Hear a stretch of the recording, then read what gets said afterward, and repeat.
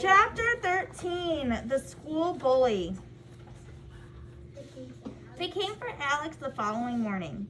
He had spent the night handcuffed to a radiator in a small, dark room with a single barred window. It might once have been a coal cellar. When Alex opened his eyes, the gray first light of the morning was just creeping in. He opened them and closed them again. His head was thumping, and the side of his face was swollen where Mr. Grin had hit him. His arms were twisted behind him, and the tendons in his shoulders were on fire. But worse than all this was his sense of failure. It was April 1st, the day when the Stormbreakers would be unleashed, and Alex was helpless. He had let down MI6, his uncle, and himself. It was just before 9 o'clock when the door opened and two guards came in with Mr. Grin behind them.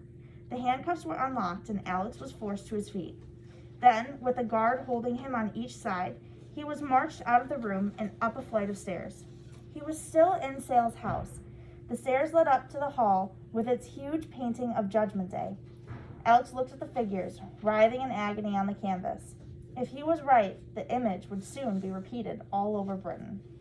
And it would happen in just 3 hours' time. The guards half dragged him through a doorway and into the room with the aquarium. There was a high-backed wooden chair in front of it. Alex was forced to sit down. His hands were cuffed behind him again. The guards left, Mr. Grin remained. He heard the sound of feet on the spiral staircase, saw the leather shoes coming down before he saw the man who wore them. Then Herod Sale appeared, dressed in an immaculate pale gray silk suit. Alan Blunt and Mrs. Jones had been suspicious of the Egyptian multimillionaire from the very start. They'd always thought he had something to hide, but even they had never guessed the truth. He wasn't a friend of England. He was its worst enemy.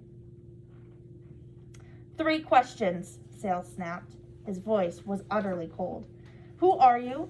Who sent you here? How much do you know? I don't know what you're talking about, Alex said. Sale sighed. If there had been anything comical about him when Alex had first seen him, it had completely evaporated. His face was bored and businesslike. His eyes were ugly, full of menace. We have very little time, he said. Mr. Grin? Mr. Grin went over to one of the display cases and took out a knife, razor sharp with a serrated edge. He held it up close to his face, his eyes gleaming. I've already told you that Mr. Grin used to be an expert with knives, Sale continued. He still is. Tell me what I want to know, Alex, or he will cause you more pain than you could begin to imagine. And don't try to lie to me, please. Just remember what happens to liars, particularly to their tongues. Mr. Grin took a step closer. The blade flashed, catching the light. My name is Alex Ryder, Alex said. Ryder's son? His nephew. Who sent you here? The same people who sent him. There was no point lying. It didn't matter anymore. The stakes had become too high. MI6? Sale laughed without any sign of humor. They send 14-year-old boys to do their dirty work? Not very English, I'd have said. Not cricket. What? He'd adopted an exaggerated English accent.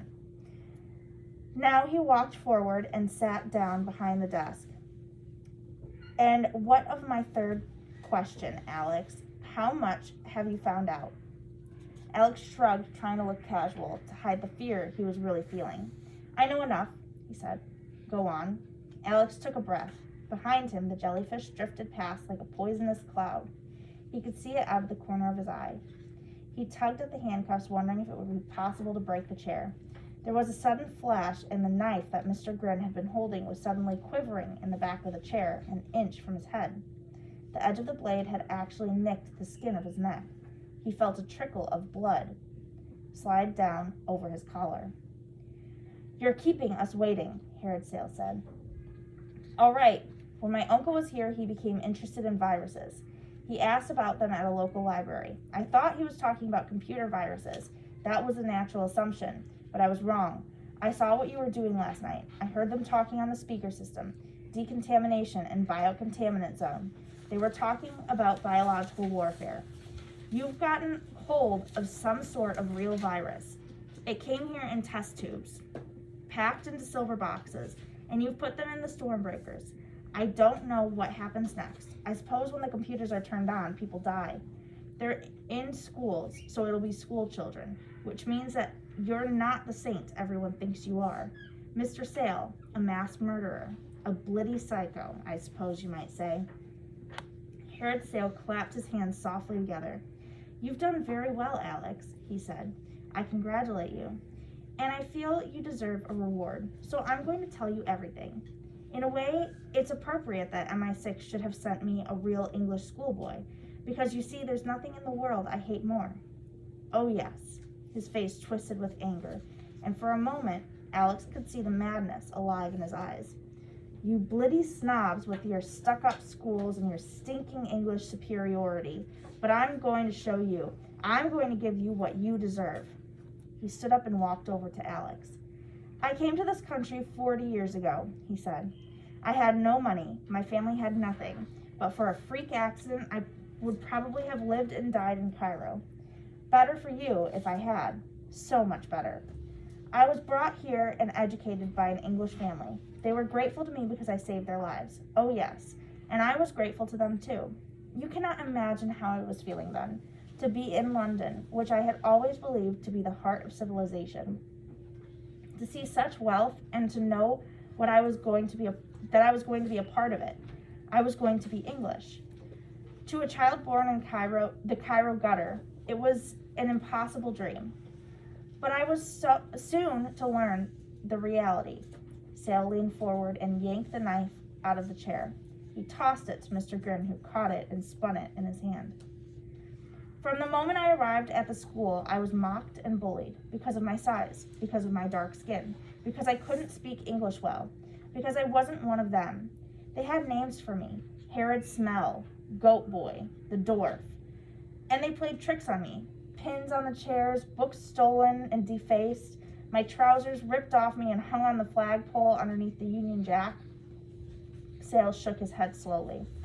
I had loved that flag when I first came here, he said, but in only weeks I came to hate it.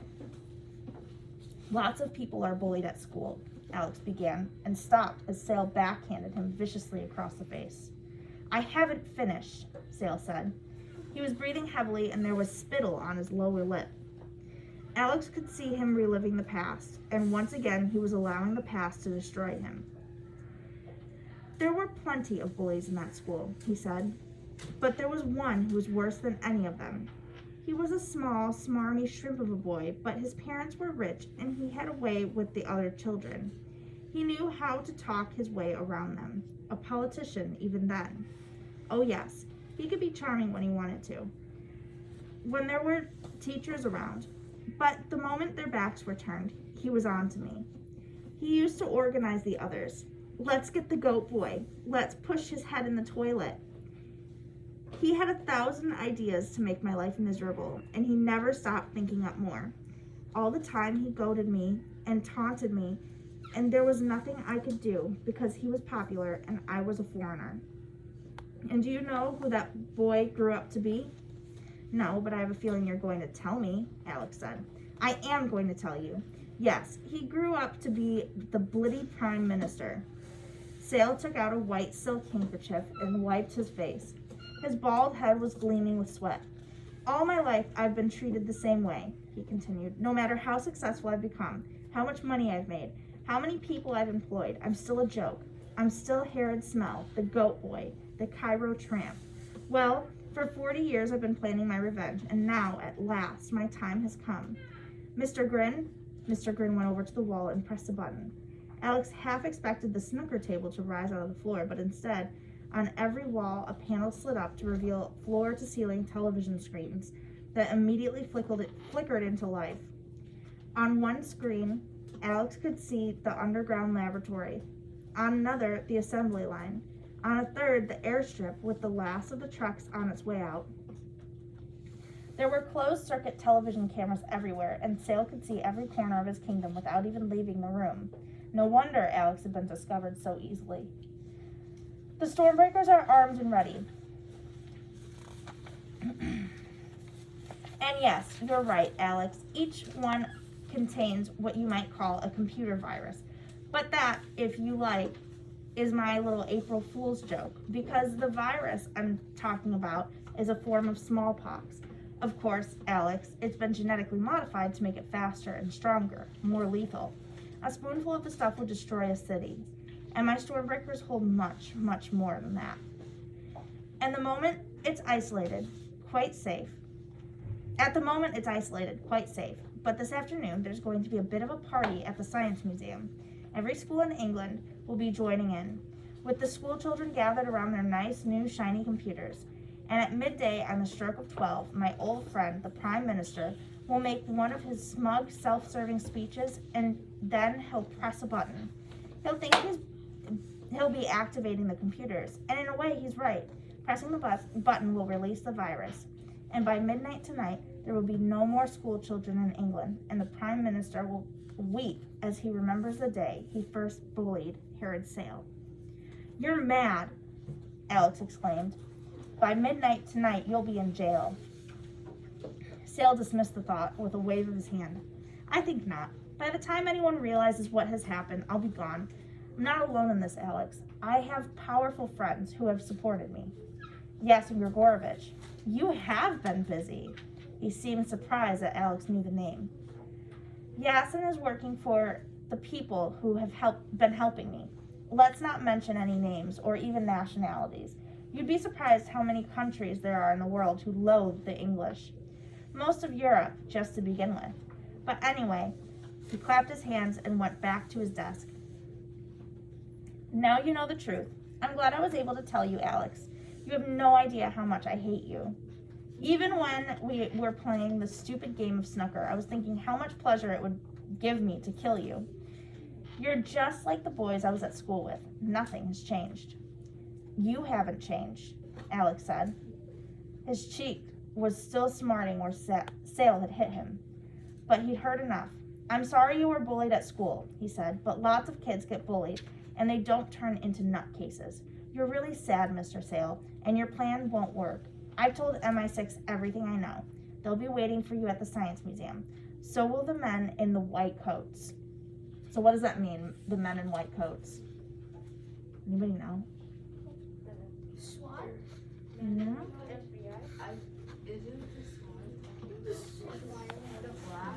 So when they say like the men in white coats are gonna come take you away, it means they're gonna take you to like an insane asylum, Oh, yeah. like to the nut house, right? I'm trying to think of the mental asylum. Mm-hmm. Yeah. Yep. Yeah. That's a straitjacket, but the men in white coats are talking about like the doctors. I fight them. Sale giggled. "Forgive me if I don't believe you," he said. His face was suddenly stone. "And perhaps you forget that I warned you about lying to me." Mr. Grin took a step forward, flipping the knife over so that the blade landed flat in his hand. "I'd like to watch you die," Sale said. "Unfortunately, I have a pressing engagement in London." He turned to Mr. Grin. "You can walk with me to the helicopter, then come back here and kill the boy. Make it slow, make it painful. We should have kept back some smallpox for him, but I'm sure you'll think of something much more creative." He walked to the door and stopped and turned to Alex. "Goodbye, Alex. It wasn't a pleasure knowing you. But enjoy your death, and remember, you're only going to be the first." The door swung shut, handcuffed to the chair, with the jellyfish floating silently behind him. Alex was left alone. We're going to go on to chapter 14. Deep water. Alex gave up trying to break free of the chair. His wrists were bruised and bloody where the chain cut into him, but the cuffs were too tight. After 30 minutes, when Mr. Grin still hadn't come back, Alex had tried to reach the zit cream that Smithers had given him. He knew it would burn through the handcuffs in seconds, and the worst thing was he could actually feel it, where he put it, in the zipped-up outer pocket of his combat trousers.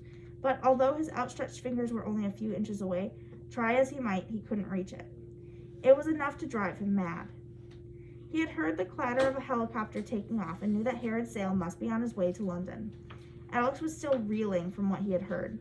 The multimillionaire was completely insane. What he was planning was beyond belief, a mass murder that would destroy Britain for generations to come. Alex tried to imagine what was about to happen.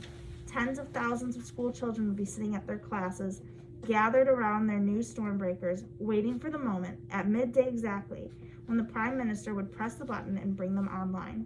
But instead, there would be a hiss and a small cloud of deadly smallpox vapor that would be released into the crowded room. And minutes later, all over the country, the dying would begin. Alex had to close his mind to the thought. It was too horrible, and yet it was going to happen in just a couple of hours' time. He was the only person who could stop it, and here he was, tied down, unable to move. The door opened. Alex twisted around, expecting to see Mr. Grin, but it was Nadia Vole who hurried in, closing the door behind her. Her pale, round face seemed flushed, and her eyes behind the glasses were afraid. She came over to him. "Alex, what do you want?" Alex recoiled away from her as she leaned over him. Then there was a click, and to his astonishment, his hands came free. She had unlocked the handcuffs. He stood up, wondered what was going on. "Listen to me," Vole said. The words were tumbling quickly and softly out of her yellow-painted lips. "We do not have much time. I'm here to help you. I worked with your uncle, Herr Ryder." Alex stared at her in surprise. "Yes, I am on the same side as you. But nobody told me. It was better for you not to know." "But," Alex was confused, "I saw you at the submarine. You knew what Sale was doing. There was nothing I could do, not then. It's too hard for me to explain. We don't have the time to argue. You want to stop him or no?" "I need to find a phone. All the phones in the house are coded. You cannot use them, but I have a mobile in my office." "Then let's go." Alex was so suspicious. If Nadia Vole had known so much, why hadn't she tried to stop Sale before? On the other hand, she had released him, and Mr. Grin would be back any minute. He had no choice but to trust her. He followed her out of the room, around a corner and up a flight of stairs, to a landing with a statue of a naked woman, some Greek goddess, in the corner. Vole paused for a moment, resting her hand against the statue's arm. "What is it?" Alex asked. "I feel dizzy. You go on. It's the first door on the left." Alex went past her, along the landing. Out of the corner of his eye, he saw her press down on the statue's arm. The arm moved. A lever. By the time he knew he had been tricked, it was too late. He yelled out as the floor underneath him swung around on a hidden pivot. He tried to stop himself falling, but there was nothing he could do. He crashed onto his back and slid down through the floor and into a black plastic tunnel, which corkscrewed beneath him.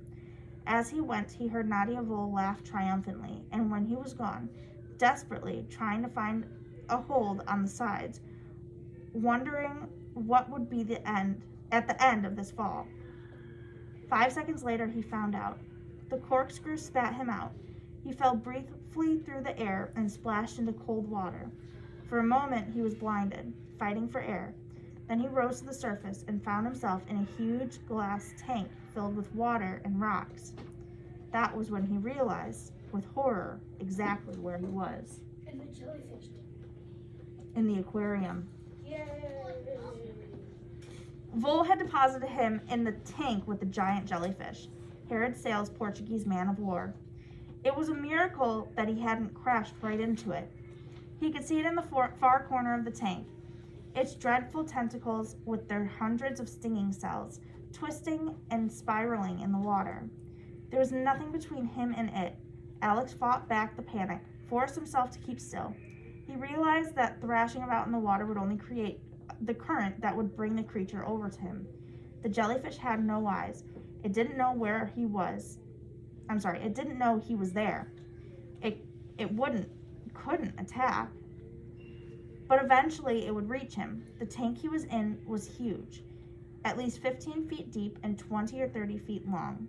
The glass rose above the level of the water, far out of his reach. There was no way he could climb out.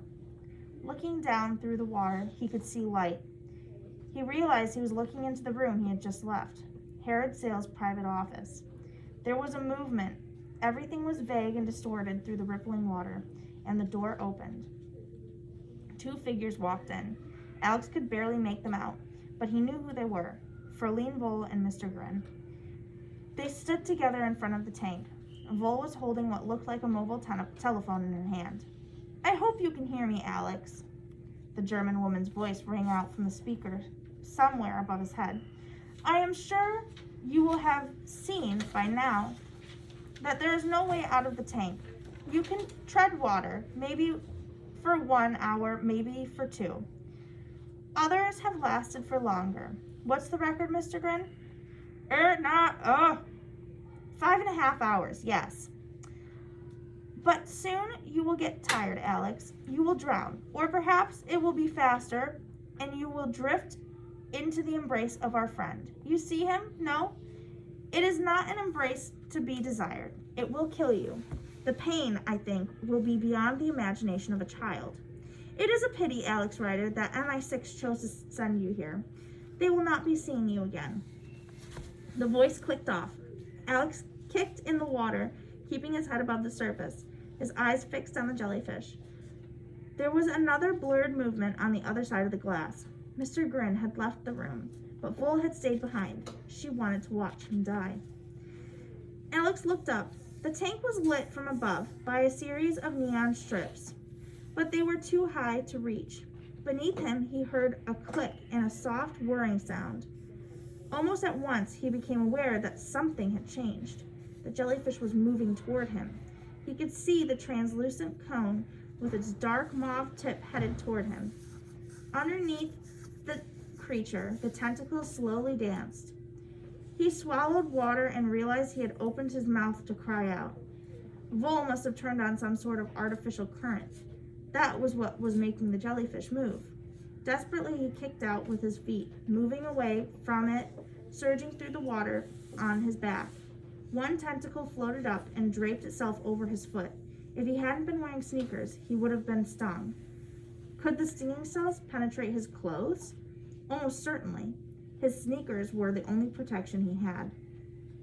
He reached the back corner of the aquarium and paused there, one hand against the glass. He already knew that what Vole had said was true. If the jellyfish didn't get him, tiredness would.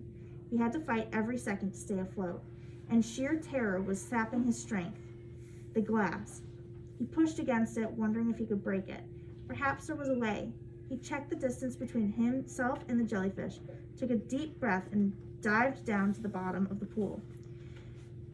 He could see Nadia Vole watching. Although she was a blur to him, he would be crystal clear to her. She didn't move, and Alex realized with despair that she had expected him to do just this. He swam to the rocks and looked for one small enough to bring to the surface, but the rocks were too heavy. He found one about the size of his own head, but it refused to move. Vole hadn't tried to stop him because she knew that all the rocks were set in concrete. Alex was running out of breath. He twisted around and pulled himself up toward the surface, only seeing at the last second that the jellyfish had drifted above him. He screamed, bubbles erupting out of his mouth. The tentacles were right over his head. Alex contorted his body and managed to stay down, flailing madly with his legs to propel himself sideways. His shoulder slammed into the nearest of the rocks, and he felt the pain shudder through him. Clutching his arm in his hand, he backed into another corner and rose back up, gasping for breath as his head broke through the surface of the water. He couldn't break the glass. He couldn't climb out. He couldn't avoid the touch of the jellyfish forever. Although he had taken all the gadgets Smithers had given him, none of them could help him. And then Alex remembered the zit cream. He let go of his arm and ran a finger up the side of the aquarium. The tank was an engineering marvel. Alex had no idea how much pressure the water was exerting on the huge plates of glass, but the whole thing was held together by a framework of iron girders that fitted around the corners on both the inside and the outside of the glass. The metal faces held together with a series of rivets. Treading water, he unzipped his pocket and took out the tube. Zit Clean for healthier skin. If Nadia Vole could see what he was doing, she must think he had gone mad. The jellyfish was drifting toward the back of the aquarium. Alex waited a few moments. He swam forward and dived for a second time. Then, there didn't seem to be very much of the cream given the thickness of the girders and the size of the tank. But Alex remembered the demonstration Smithers had given him, how little he had used. Would the cream even work underwater? There was no point worrying about that now. He had to give it a try. Alex held the tube against the metal corner at the front of the tank and did his best to squeeze a long line of the cream all the way down the length of the metal, using his other hand to rub it around the rivets. He kicked his feet, propelling him across to the other side. He didn't know how long he would have before the cream took effect. And anyway, Nadia Vole was already aware that something was wrong. Alex saw that she had stood up again and was speaking into the mobile phone, perhaps calling for help. He had used half the tube on one side of the tank. He used the second half for the other. The jellyfish was hovering above him, the tentacles reaching out as if to grab hold of him and stop him. How long had he been underwater? His heart was pounding. And what would happen when the metal broke? He just had time to take one breath before he found out. Even underwater, the cream burned through the rivets and on the inside of the tank. The glass separated from the girders, and with nothing to hold it back, the huge pressure of water smashed it open like a door caught in the wind. Alex didn't see what had happened next. He didn't have time to think. The world spun and he was thrown forward, as helpless as a cork in a waterfall.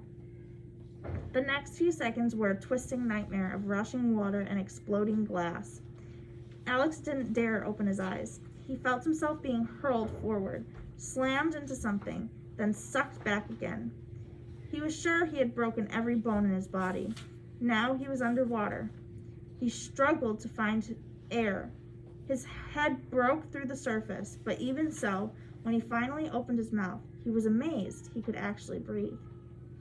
The front of the tank had blown off, and 1,000 gallons of water had cascaded into Herod Sale's office. The water had smashed the furniture and blown the windows out.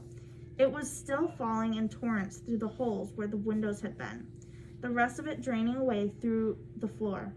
Bruised and dazed, Alex stood up, water curling around his ankles. Where was the jellyfish? He had been lucky that the two of them hadn't been tangled up in the sudden eruption of water, but it could still be close. There might still be enough water in Sale's office to allow it to reach him. Alex backed into a corner of the room, his whole body taut. Then he saw it. Nadia Vole had been less lucky than he. She had been standing in front of the glass when the girders broke, and she hadn't been able to get out of the way in time. She was floating on her back, her legs limp and broken. The Portuguese man of war was all over her. Part of it was sitting on her face, and she seemed to be staring at him through the quivering mass of jelly. Her yellow lips were drawn back in an endless scream. The tentacles were wrapped all around her.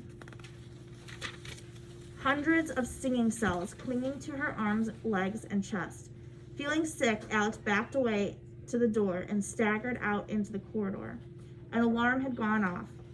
He only heard it now as sound and vision came back to him. The screaming of the siren shook him out of his dazed state. What time was it? Almost 11 o'clock? At least his watch was still working, but he was in Cornwall, at least 5-hour drive from London. And with the alarm sounding, the armed guards, and the razor wire, he'd never make it out of the complex. Find a telephone? No. Vole had probably been telling the truth when she said they were blocked. And anyway, how could he get in touch with Alan Blunt or Mrs. Jones at this late stage? They'd already be at the Science Museum. Just 1 hour left. Outside, over the din of the alarms, Alex heard another sound, the sputter and roar of a propeller. He went over to the nearest window and looked out. Sure enough, the cargo plane that had been there when he arrived was about to take off. Alex was soaking wet, battered, and almost exhausted, but he knew what he had to do. He spun around and began to run. Chapter 15. Go ahead and grab a Stormbreaker, please.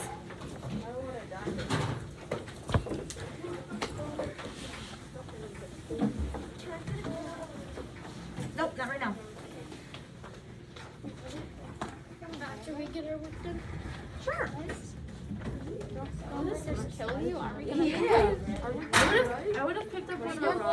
slide hit your car. It was concreted down. Oh, it was. Yeah. I wouldn't Because know. we tried that. Wasn't the slide, did it get closed off, the slide thing? At the top? I feel very sure. Probably. Because if I were him, I'd just go up in the slide and chill. My Yeah. normal height. Well, I think it's kind of like a drop slide where it like drops you down, so you Yeah. couldn't get back up to it. But if there was edges like that curved, I'd just hold on to it and be like, I'm not getting killed. Yeah.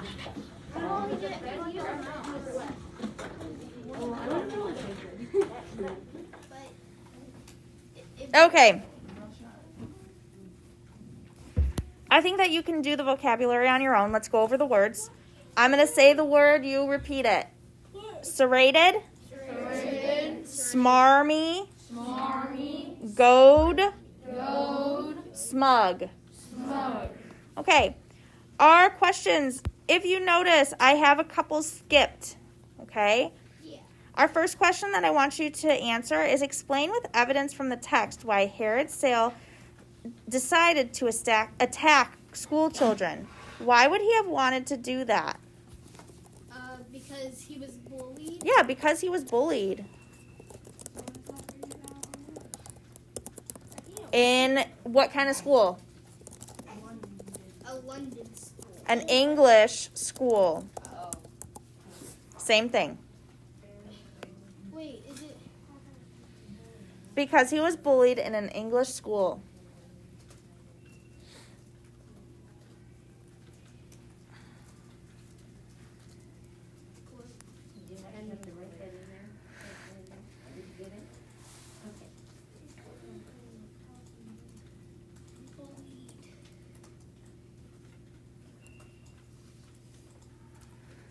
Okay, our next question is who bullied Sale the worst? Why is this important to Sale's plan? The governor. The Prime Minister. So our answer should say the Prime Minister bullied Sale the most. Minister. Does anybody know what the Prime Minister is like for compared to something in America?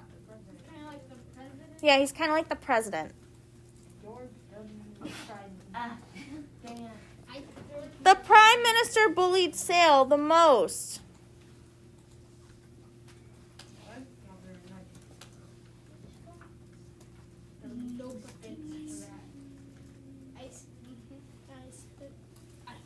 Why is this important to Sale's plan? Because he wants to kill him. Yes. Because he wants to make him watch his country die. Yeah, he wants to make him suffer, right? Which one is this going on?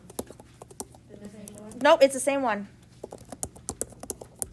Mine. He wants to kill the school children.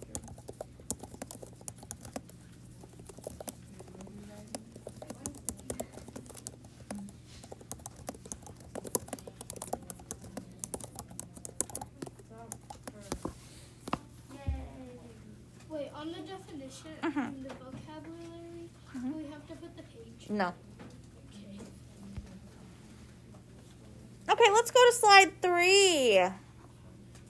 Jaden, if you need me to help type, I can do that in a moment, okay? Go. I can't read it that far. Yeah. Chapter 14. How did Nadia Vole trick Alex Rider? Paige. She told him that she was gonna help him, and then she said that they were running for all the shit because she was on the statue, and then closed up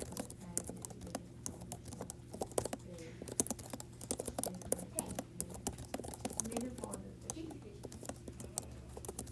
Okay, so I kind of made your answer just a little shorter, okay, and more concise. I said she told him that she was going to help him, but then she led him to the jellyfish tank.